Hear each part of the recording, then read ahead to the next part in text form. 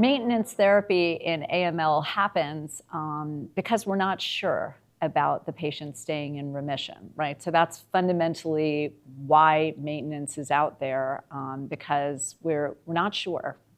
Did we get it all is really the question. And maintenance was a thing in acute promyelocytic leukemia until it wasn't, because we didn't need it anymore when the therapy got better and the disease was eradicated.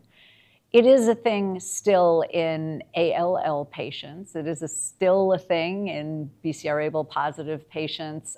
So I think it's here to stay for a while in AML.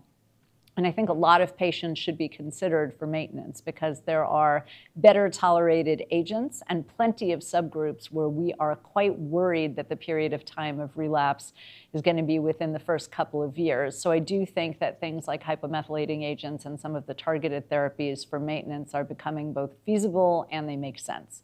We will optimize it by having trials that are of fixed duration. So when we did the Quasar trial of oral azacitidine, it was on indefinitely, which is a problem because patients who are now doing well, we're not exactly sure whether it's okay to stop the drug, and typically we don't. So I think time-limited therapy for maintenance trials is going to be important. And obviously, all of the subgroups of AML which are going to benefit from having a reliable MRD marker, well, those patients are going to be in a better category. But I would conclude by saying that one of the ways currently, as of today, that we can optimize maintenance is to actually use it. And I am still surprised that there are plenty of patients who would fall within the indicated use cases for maintenance treatment who aren't getting it. And I'm never exactly sure why that is.